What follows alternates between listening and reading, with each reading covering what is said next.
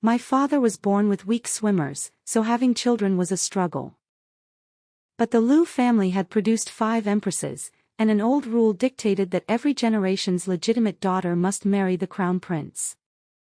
After 5 years of taking medicine without a single child, my parents adopted a girl from a branch family and named her Liu Ruosheng, raising her to be the future crown princess. 3 years later, I was born. But when I opened my mouth, not a single sound came out. People sighed, saying the legitimate Miss the Liu family had longed for turned out to be a mute. My parents didn't mind, even if Ninger can't speak, she's still the only legitimate daughter of the Liu family. My 3 cousins shielded me from everything. I thought I'd grow up in peace. Until Liu Ruosheng closed the door, smiled, and crushed my jade rabbit lantern under her foot. Go tattle, then. Oh wait, I forgot, you're mute. In front of others, she'd tear up and wipe my tears. Big sister didn't take good care of Ning. When I was 4, she lured me to the icy lake and shoved me in hard. After I died, she cried, saying I'd slipped while chasing a lantern. Later, she married into the Eastern Palace, then killed my parents and took everything from the Liu family. When I opened my eyes again, I was back at age 4, and I shoved her right back. In the warm pavilion, the charcoal fire blazed. Liu Ruosheng was gripping my little hand and pressing it against the freshly heated brass stove rim. The moment my skin touched it, pain exploded. She smiled with narrowed eyes, her voice syrupy sweet. Be good, Ninger. Let's warm our hands by the fire. The cold of the icy lake from my past life and the sting in my palm came rushing back at once. I wrenched free from her. She hadn't expected me to resist, and she stumbled back. I staggered out of the pavilion and threw myself into Mother's arms.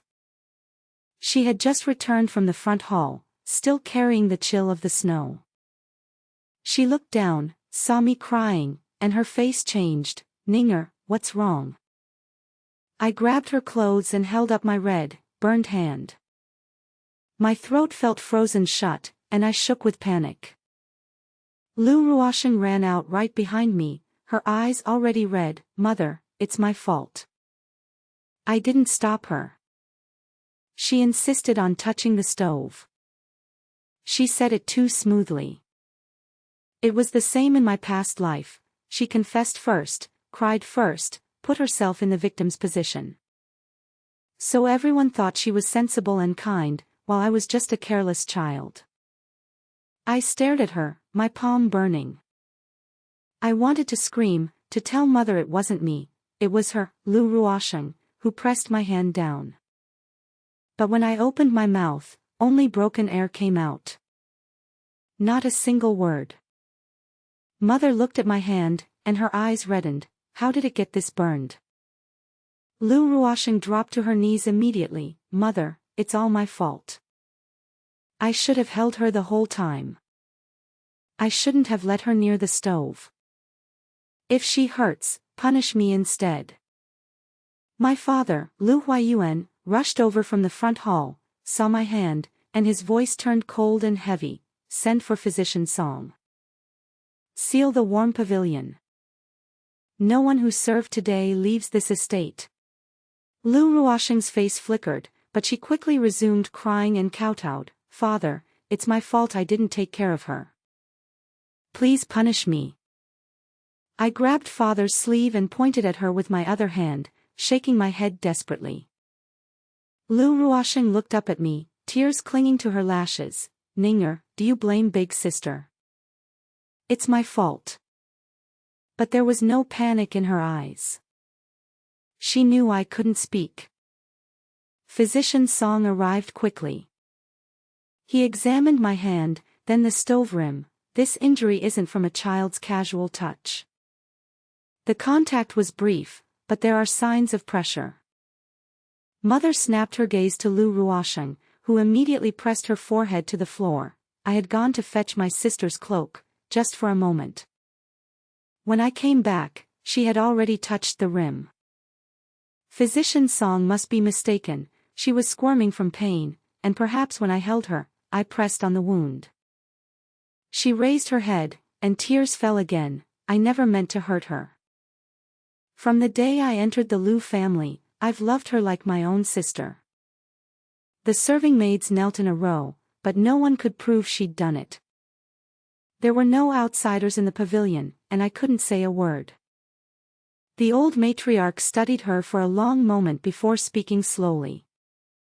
From today on, everyone around Ning'er will be replaced.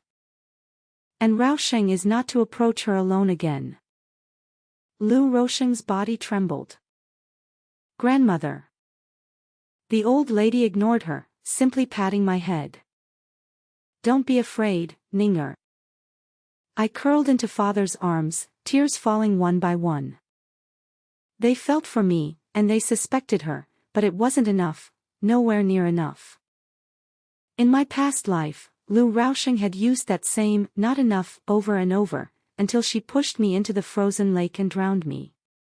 The next day, Third Branch's wife, Mrs. Zhou, arrived with 2 female relatives from the clan. She wept loudly. Head of the family, Raosheng was taken into your main branch as a child. She called you father and mother for years. Now that the legitimate daughter is grown, is Raosheng suddenly surplus? Children bump and scrape all the time. You can't blame everything on Raosheng just because the young miss can't speak. On the surface, she was defending my innocence, but the implication was clear: since I couldn't speak, my account couldn't be trusted. The old matriarch sat at the head, slowly turning her prayer beads. Zhou, are you trying to teach the Liu family how to discipline our own granddaughter? Mrs.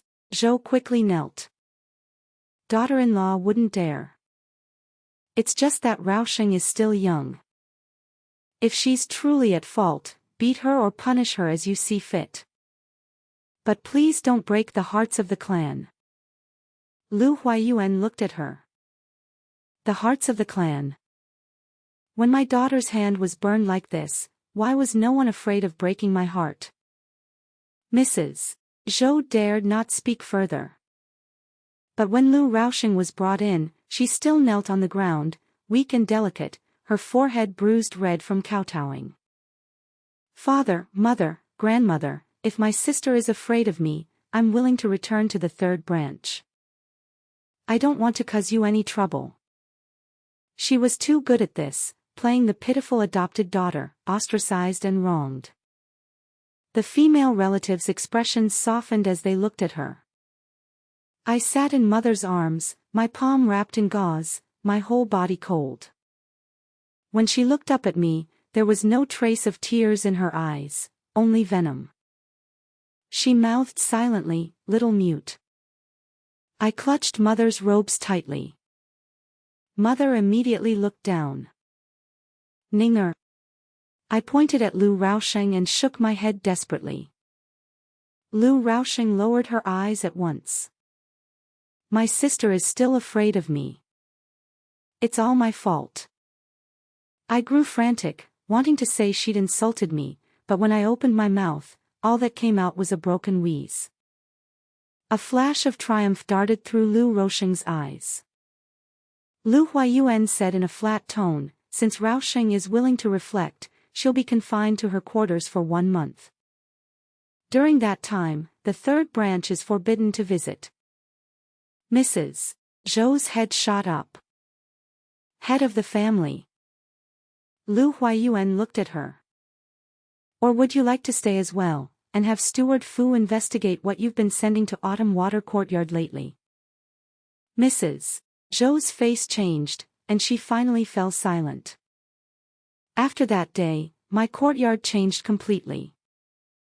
The maids who had served me before were replaced, and Steward Fu personally picked 2 seasoned matrons. My eldest cousin, Liu Yanxi, came to see me every day after his studies. My second cousin, Liu Zhaoye, would squat under the eaves after practicing his blade work and carve wooden rabbits for me. My third cousin, Liu Zhaolin, was the cleverest. He tied thin copper bell threads to my window, the porch pillars, and the door of the heated pavilion. If anyone came near, the bells would ring. He said proudly, "Don't worry, Ninger. From now on, no bad person can sneak into your courtyard." I looked at those little copper bells, and my nose stung. In my past life, my cousins had doted on me too, but they never had the chance to learn the truth. Later, Lu Ruoxing became the crown princess, and the third branch took control of the family ledgers. My eldest cousin was framed for cheating in the imperial exams and thrown into prison. My second cousin was sent to the border, where he died in battle, his body never even returning to the capital. And my third cousin, the smartest of all, burned to death in the library in a fire. Thinking of all this, I threw myself into Lu Xiaoling's arms and sobbed uncontrollably. He was startled. "Don't cry, Ninger. Your brother is here."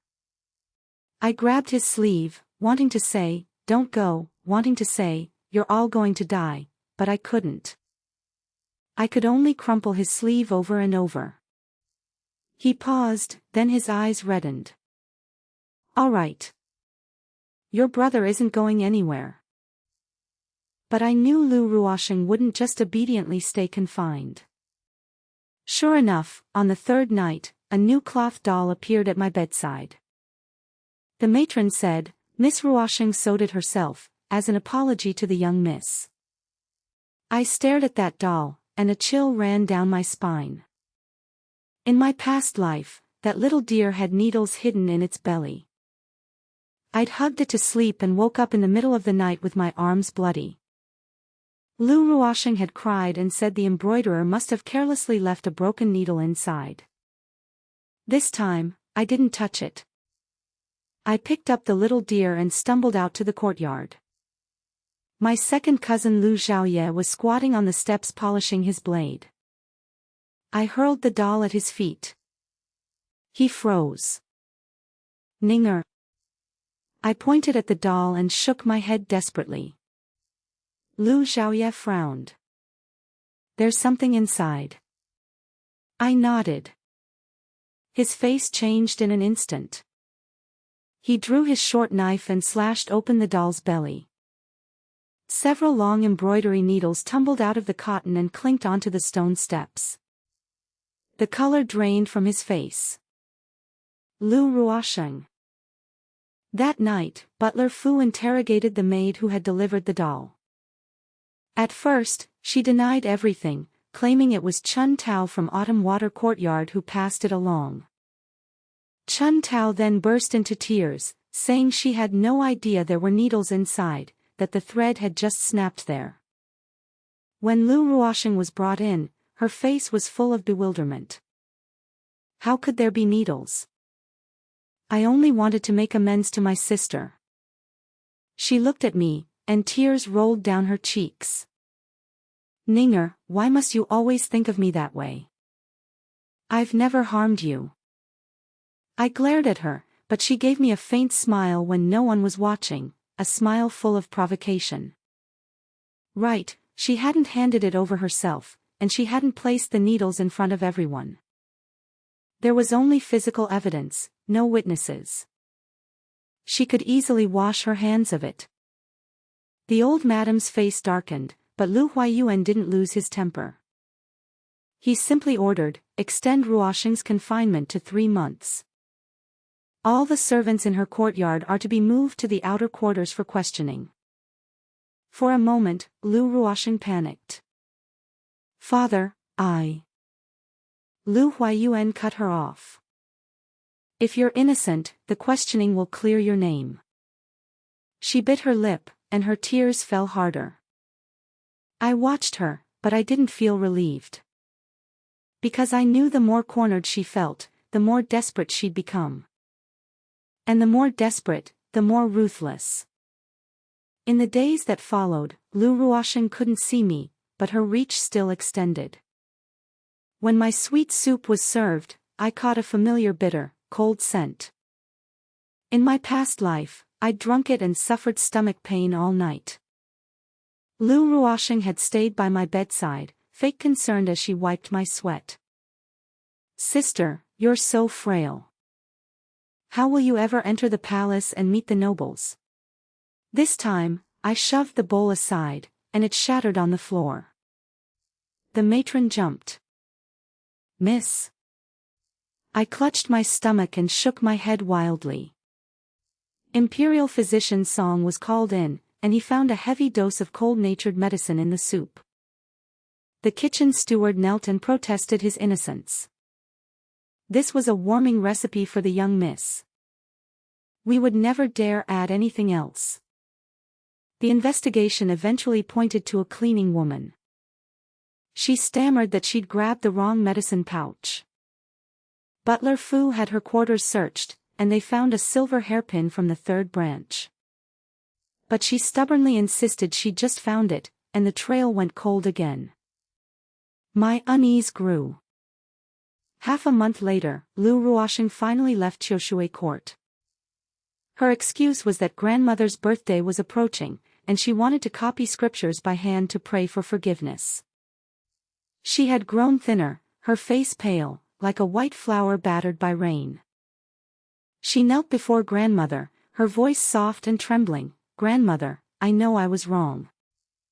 Before, I didn't know how to take care of sister, and I scared her. From now on, I'll only watch her from a distance and never come near again. Grandmother looked at her for a long time. You'd better remember that. Lu Ruoxing lowered her head and agreed. She didn't approach me on her own again. Even when she saw me from afar on the path, she would avoid me. The servants in the manor began to murmur, Miss Ruoxing is kind of pitiful too. She was raised here for years, and then she's confined to her quarters just like that. Miss Ning is young and can't speak, maybe there really was a misunderstanding. When those words reached my ears, I was lying on the desk, drawing. I drew a lake. By the shore stood a smiling little girl. In the water, there was another little girl, her mouth open but no sound coming out. Mother saw it. And her face turned white as a sheet. Ninger, where is this? I pointed toward the back garden. Mother grabbed my hand. Who is by the lake? I pointed at the figure in the drawing, then toward Qiushui court. Mother didn't ask again. That night, extra guards appeared by the lotus pond in the back garden, and half of the thin ice on the lake was broken away. But Lu Ruoxing's chance came sooner than I expected. That day, she carried a plate of osmanthus cakes to the entrance of my courtyard. She didn't come in, just stood under the eaves. Ninger, I won't come in. These are fresh cakes from the kitchen. I'll leave them here for you. I hid behind Nanny and shook my head. She gave a bitter smile. You're still afraid of me. She turned to leave, but as she passed me, she suddenly grabbed my wrist, with a strength that didn't belong to a 10-year-old girl. Startled, I struggled with all my might, but she shoved a sharp hairpin into my hand, then used my hand to slash her own arm. Blood welled up instantly. She let go, fell to the ground, and let out a piercing cry, Ninger. Why did you stab me with the hairpin? The courtyard erupted in chaos. Nanny was stunned. I was still holding the blood-stained hairpin. Lu Ruoxing lay on the ground, her sleeves soaked in blood, sobbing and trembling all over. I just wanted to bring you some cakes. If you hate me, I won't come anymore. Zhou Shi burst in with her people, as if she had timed it to the second. Seeing the blood on Lu Ruoxing's arm, she immediately wailed, the main branch is too cruel. Even if Ruoxing isn't your own flesh and blood, she's called you parents for years. Are we, the third branch, so worthless that our child deserves to be stabbed by your precious legitimate daughter? She always does this, hurts me first, then plays the victim. My throat tightened with anxiety. Lu Huayuan and grandmother arrived. Lu Ruosheng knelt on the ground, tears streaming down her face. Father, grandmother, don't blame sister. She just never liked me. A little wound is nothing. But Zhou sure wouldn't let it go. We can't just let this pass. Today, the third branch demands justice. Several elders in the clan frowned as well. I gripped mother's hand, cold sweat soaking my back. In my past life, she said, sister fell in by herself, and everyone believed her. No. I won't let her cry her way to victory again. I opened my mouth and forced out sounds. She did it to herself. The heated pavilion fell silent, so still that only the soft crackle of charcoal remained. I said it, though my voice was hoarse and broken, like a copper bell scraped with sandpaper, every word came out clear. Grandmother's prayer beads stopped moving. Father whipped his head toward me, something exploding in his eyes. Mother covered her mouth, tears spilling over. Lu Ruosheng knelt on the ground, tear tracks still fresh on her face, but her pupils shrank violently. She couldn't believe it. She couldn't believe I could speak. Madame Zhou was the first to react, her voice sharp. She's lying. How can a mute suddenly speak? She's clearly raving. Father's voice was ice cold. Shut up. He walked over, crouched in front of me, and gripped my shoulders with both hands. Ninger, what did you say? I looked at him, my throat aching and sore. In my past life, when I died, he was still inspecting the riverbanks at the border, never even seeing me one last time.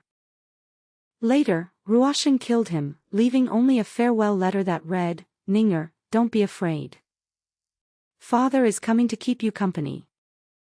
I clutched his sleeve, tears splashing onto his hand.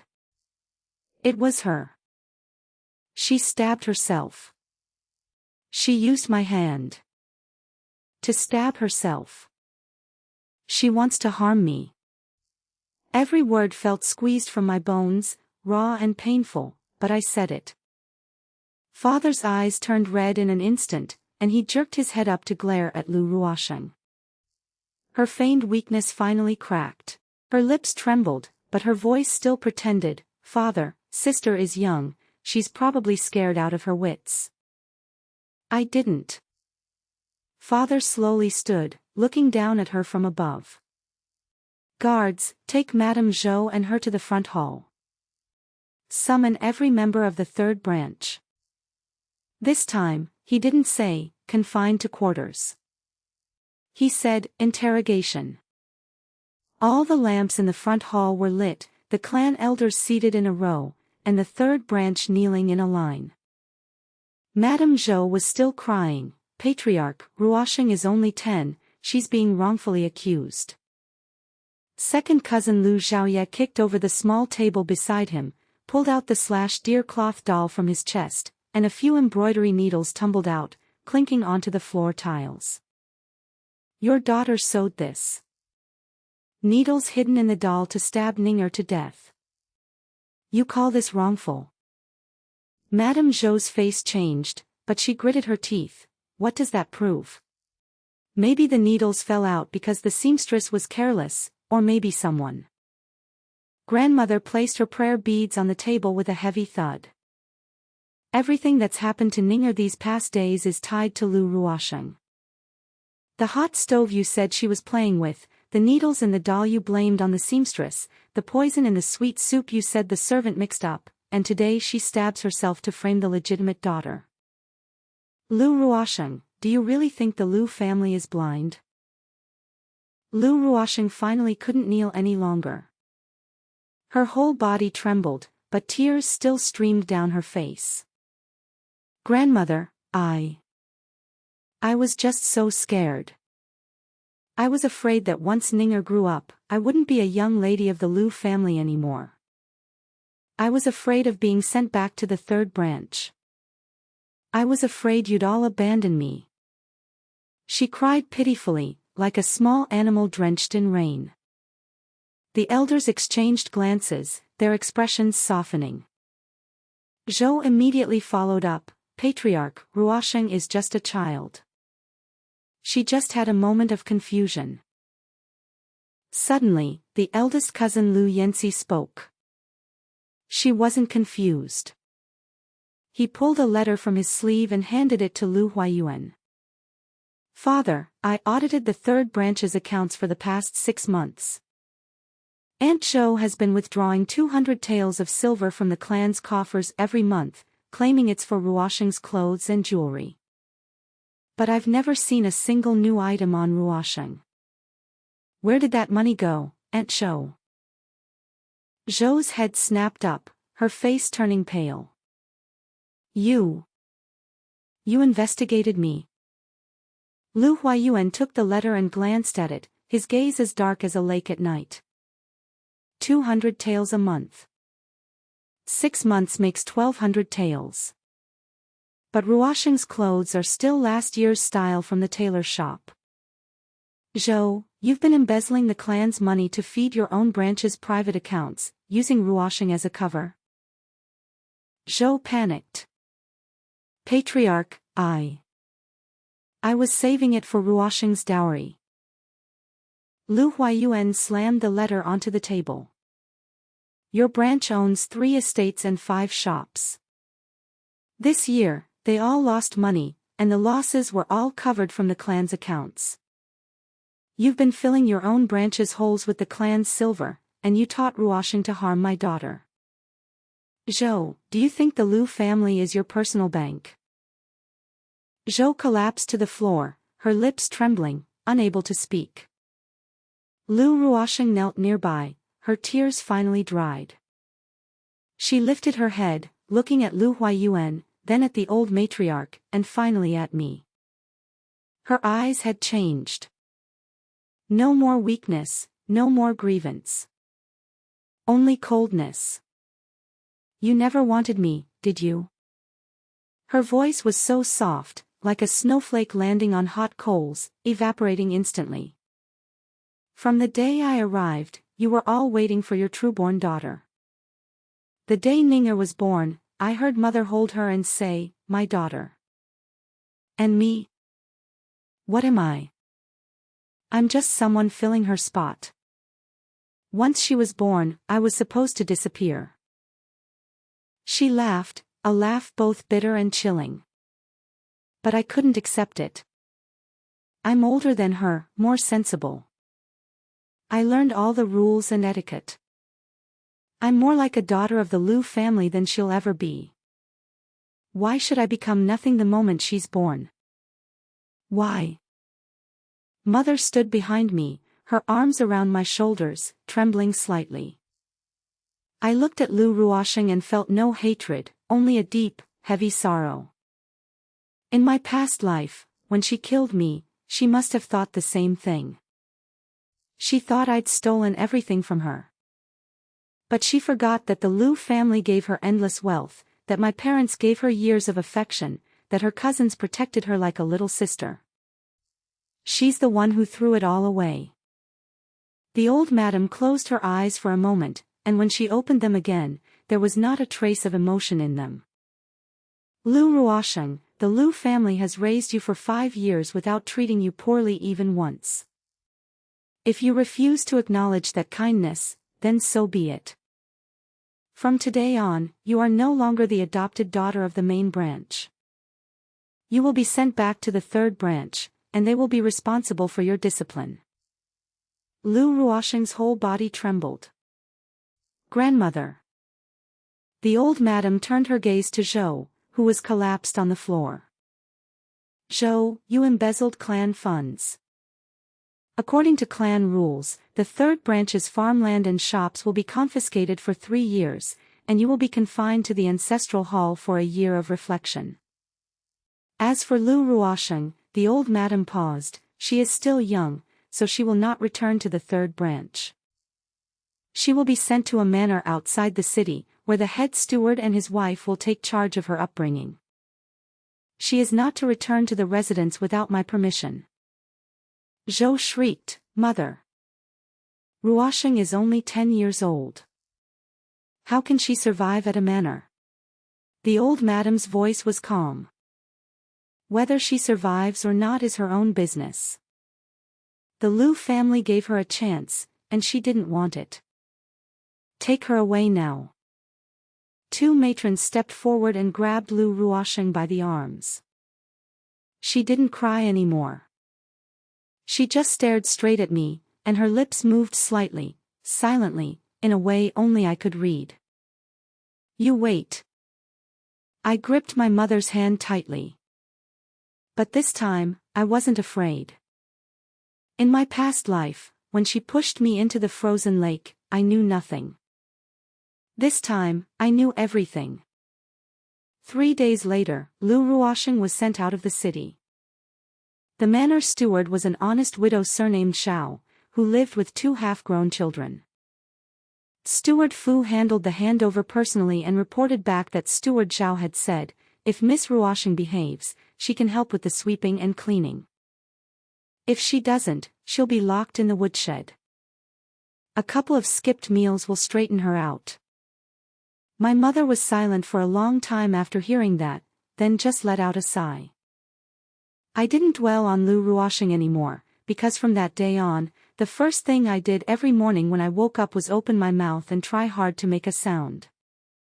My mother hired the most famous speech teacher in the southern part of the city, a specialist in helping mute children find their voices. The teacher's surname was Yao, a woman in her 60s who spoke slowly, like warm water brewing tea. She taught me to use my breath to push against my throat and let the sound come out bit by bit. Ninger, don't rush. Take it slowly. Say one word at a time, get it clear, then move on to sentences. Every day, I'd lean by the window and practice on the old locust tree in the courtyard. Tree, water, mother, father, brother. Each word felt like drawing water from a deep well, heavy and rough, but I never stopped. My second cousin, Liu Xiaoye, would sit under the eaves after his sword practice every day, listening to me speak. After a while, he'd turn his head away and wipe his eyes. My third cousin, Liu Xiaolin, was the most boisterous. He made up a little rhyme and had me repeat it over and over. Ninger, Ninger, don't be scared. Brother, brother, is right there. On the 7th time I said it, he finally heard my voice clearly, and then he jumped up, hugged me, and spun me around the courtyard 3 times. My eldest cousin, Liu Yanxi, was steadier. He came every evening, sat by my side, and had me read a passage to him. From the 1,000-character classic to the Analects, I stumbled through the words, and he corrected me one by one. When I finished, he nodded solemnly. Ninger, you're smoother than yesterday. Day by day, my voice grew stronger. After 6 months, I could speak full sentences, still a little rough, like a lingering note on an untuned string, but everyone could understand me. On grandmother's birthday, I wore a pale yellow jacket, knelt before her, and kowtowed 3 times, saying, "Grandmother, may you have fortune and health." She lifted me into her arms, tears streaming down her face. My little phoenix of the Liu family can finally call me grandmother. That night, the whole household threw a 3-day feast. Liu Huayuan, thoroughly drunk, held me on the rooftop, gazing at the moon. Ninger, from now on, whatever you want to do, your father will support you. I leaned against him, my voice soft. I want to study. Like eldest cousin. To study. Liu Huayuan was taken aback, then burst into laughter. Good. Study. My daughter's studies will be no less than any boy's. The next day, he hired 2 tutors. One was Mr. Yao, who continued teaching me to speak clearly. The other was a renowned female scholar from the south of the city, surnamed Lin, who taught poetry, calligraphy, and etiquette. By day, I studied with teacher Lin. In the evening, I practiced my voice with Mr. Yao. At night, I pestered third cousin to teach me about the intricate mechanisms from the western regions. My days were packed, yet I never felt tired, because I remembered my past life. In that life, I had learned nothing and could do nothing. When Lu Ruosheng became the crown princess, she excelled in music, chess, calligraphy, and painting, earning praise for her grace of a future empress. Meanwhile, I could only sit quietly in a corner, even my greetings timid and clumsy. In this life, I refused to be that useless legitimate daughter of the Lu family again. 3 months later, I could read a passage fluently. 5 months in, I could trade poems with my cousins, though my verses were often poor and made Lu Xiaolin laugh uncontrollably. I never hesitated to respond. Grandmother noticed and said privately to mother, "Ning is a fine piece of jade." Mother smiled through teary eyes. Before, I feared she'd be bullied for not speaking. Now that she can speak, I worry she'll push herself too hard. Life smoothed out, and the shadow of the third branch gradually faded. After being confined in the ancestral hall for a year, Mrs. Zhou was released. She had lost weight and caused no more trouble. The third branch's land and shops were placed under clan management for 3 years, with all income going to the public accounts. Without money, Mrs. Zhou's arrogance vanished. The third branch's master, Lu Huijin, who had never cared for worldly affairs, was implicated by his wife and eventually retreated to a Taoist temple outside the city. The third branch fell silent. In the spring of my 7th year, grandmother decided to send the remaining children of the third branch to the clan school, where they would study, eat, and live like other branches, no longer maintaining a separate household. From then on, the third branch was merely a shell. As for Lu Ruosheng, I occasionally heard news of her from Uncle Fu. In the first year, she caused trouble at the estate several times. Once, she sneaked out to return to the city, but manager Zhao caught her and locked her in the woodshed for 3 days. Another time, she stole a few taels of silver that manager Zhao had saved, trying to hire a carriage to flee to a neighboring county. A village had intercepted her and sent her back. Manager Zhao tied her up in the yard and left her in the sun for most of the day. The third time, she didn't run, not because she didn't want to, but because she couldn't. Manager Zhao was a rough man who didn't care about rank or courtesy. He only knew that those who work eat. If Lu Ruosheng didn't work, she didn't eat. After 3 days of hunger, Lu Ruosheng finally bowed her head. From then on, she followed manager Zhao's 2 daughters, washing clothes, feeding chickens, and sweeping the yard. Calluses formed on her hands, and her face darkened from the sun. When I heard this, I felt neither satisfaction nor sympathy. I only remembered how beautifully she smiled when she crushed my jade rabbit lantern in my past life. The path she chose is hers to walk. When I turned 8, something major happened, the crown prince's selection of a consort. Every eligible noble daughter in the capital had to enter the palace for consideration, and the legitimate daughter of the Lu family was on the list. The day the news arrived, my mother held my hand, her brows knit tight. "Ninger, if you don't want to go to the palace, I'll beg grandmother to have your name removed from the roster." I looked at her, thought for a moment, then shook my head. "Mother, I want to go. I want to see what the Eastern Palace looks like." My mother froze. She didn't ask why. She just pulled me into her arms and gently patted my back. "All right, then I'll make you new clothes." On the day I entered the palace, I wore a moon-white RU skirt embroidered by my mother's own hands, and in my hair was a small jade hairpin, an old dowry piece from my grandmother's youth. I sat in the carriage, lifting the curtain to watch the capital streets, my heart calm. In my past life, I had never entered the palace. I died at 4. But in this life, I had lived to 8, could speak, could read, could stand here. The Eastern Palace was larger than any estate I had ever seen, with winding corridors and strings of glass wind chimes hanging from the eaves that tinkled when the wind passed. I followed the leading matron into a side hall where a dozen girls already stood, all in fine clothes and exquisite makeup. I stood quietly in a corner, waiting.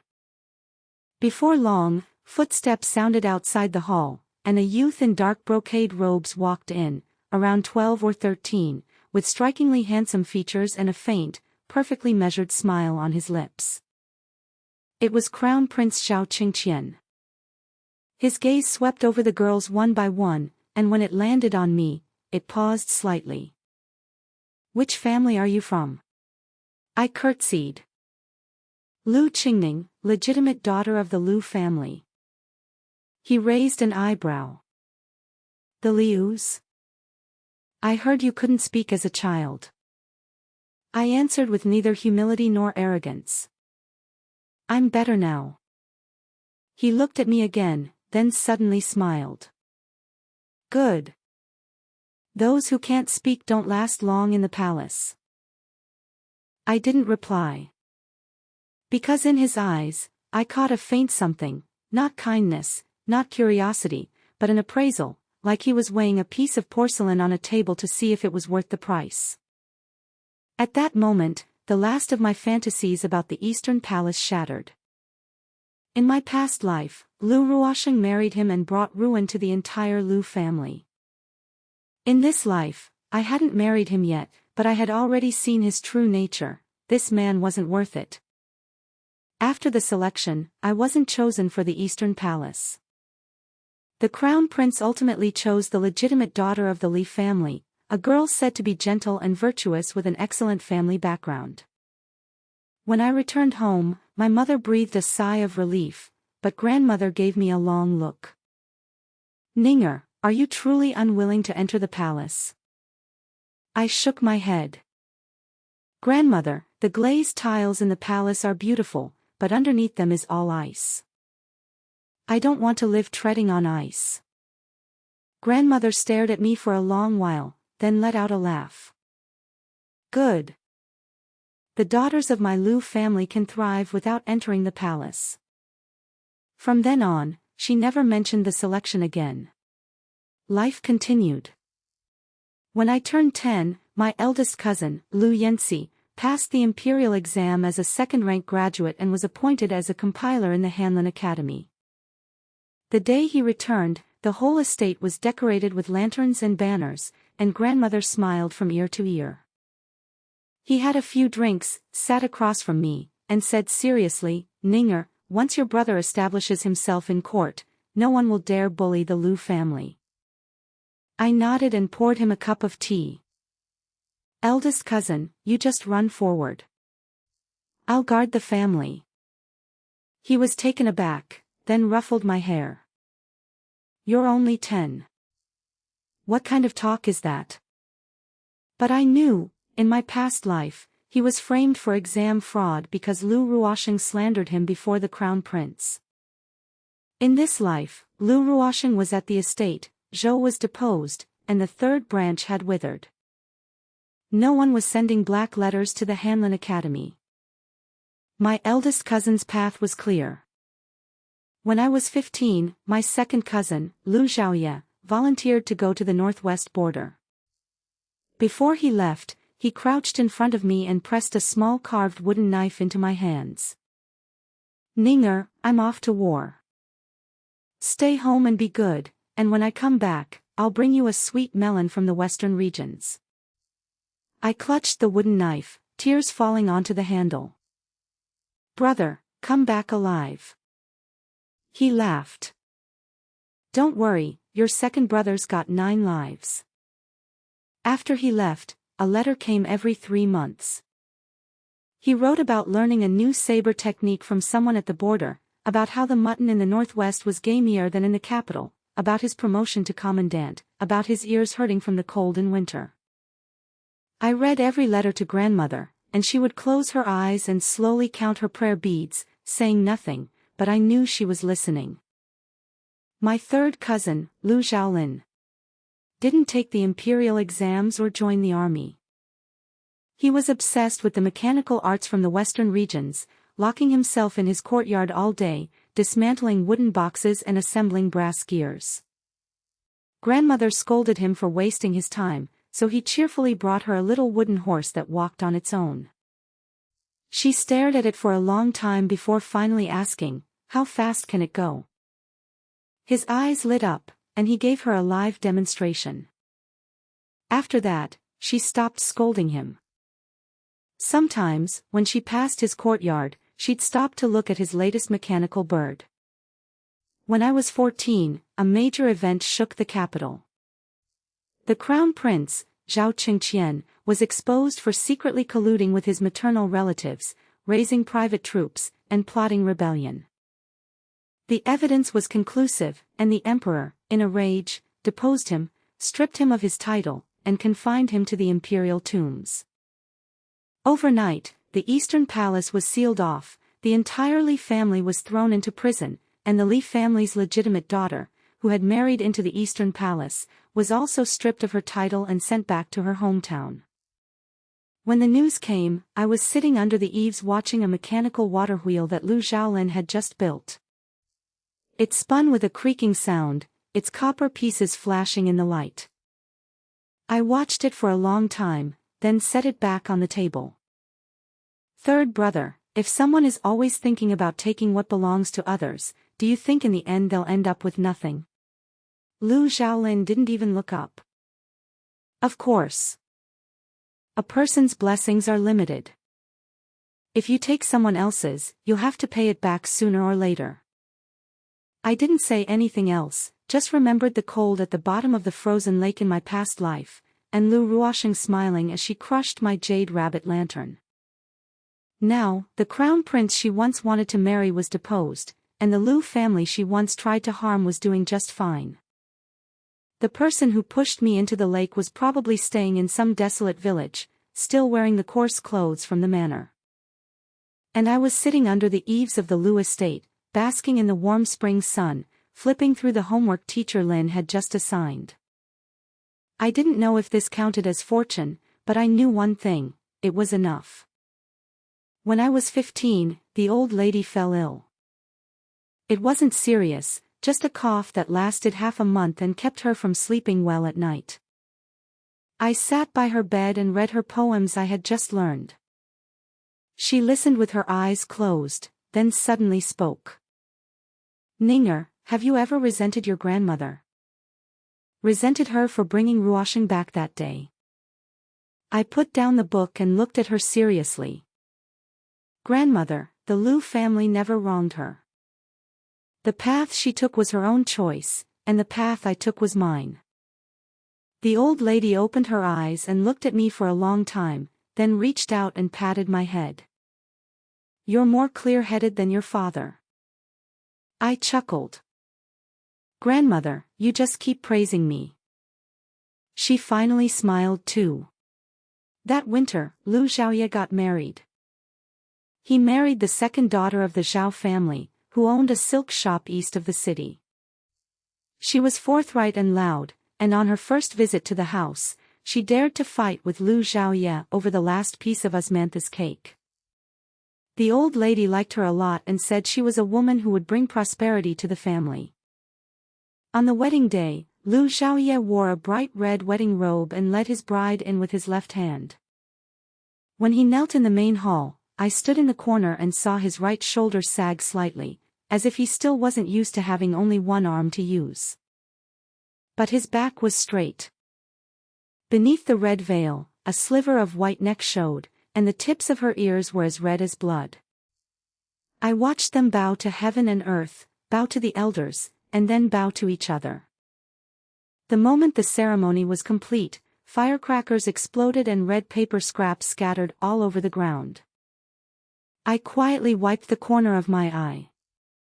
In my past life, Lu Xiaoye died at the border, his body never found. In this life, he sat in the hall, raised a cup with his left hand, and toasted everyone, enough. In the autumn of my 16th year, I received a marriage contract from the Su family in Jiangnan. The Su family was a scholarly household, 3 generations of upright officials with a spotless reputation. The eldest legitimate son, Su Yanqi, had met me once at the old lady's birthday banquet 2 years ago, and after making inquiries for a long time, he formally proposed. My mother held the contract and read it over 3 times, then asked me, "Ninger, are you willing?" I took the contract and read it carefully. Su Yanqi, courtesy name Huayan, 19 years old, never married, no concubines, no chambermaids, gentle in nature, fond of reading and playing the guqin. I folded the contract, put it in a box, and said, "Mother, I'm willing." My mother smiled, but as she smiled, her eyes reddened. My daughter is getting married. The night before my wedding, I sat in my own courtyard, packing everything I'd collected since childhood into trunks. I kept the little deer plush that Lu Xiaoye had torn and sewn back together. It was proof that I'd survived this life. I also took the glass, bad person mirror Lu Xiaolin had made. My third cousin had crafted me a new one, smaller and more exquisite, embedded in my vanity case so it could see 3 feet behind me. As I closed the trunk, a thought struck me. In my past life, I died in the winter when I was 4. In this life, I'd made it to 16 and was about to marry. I pushed open the door and stepped into the courtyard. The night breeze was cool, and a thin crescent moon hung in the sky. Standing under the eaves, I whispered to the moon, "I won."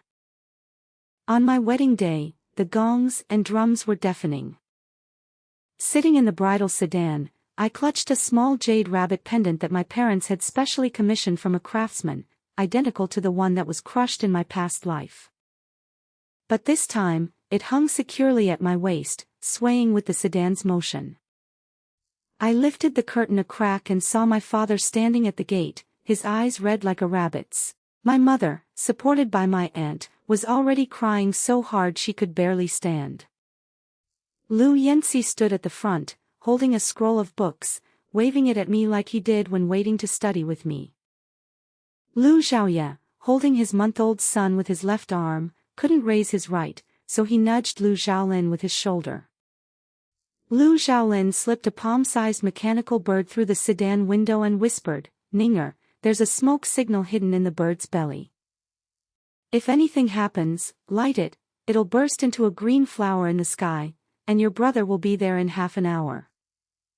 I tucked the mechanical bird into my sleeve, my eyes stinging.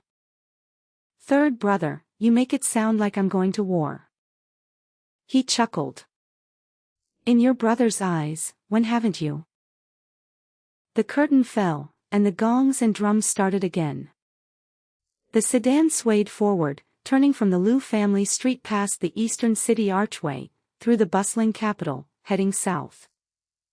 Someone outside shouted, "The Lu family is marrying off their daughter, escorting the bride." I closed my eyes, my palm pressed against the jade rabbit pendant. In my past life, I died knowing nothing. In this life, I married knowing everything. I knew the Lu family would only thrive. I knew my parents would live long and healthy lives. I knew my cousins would be fine, and I knew that the bitter cold winter I'd pushed away at age 4 was just the coldest stretch of a long life. From here on, it would be warm spring. When the sedan stopped in front of the Su family gate, I heard a clear male voice outside the curtain, "Miss Lu, we've arrived." I took a deep breath and lifted the curtain. Sunlight fell warmly on my face.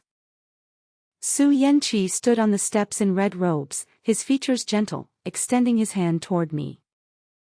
I looked at him and suddenly smiled, then raised my hand and placed it steadily in his palm.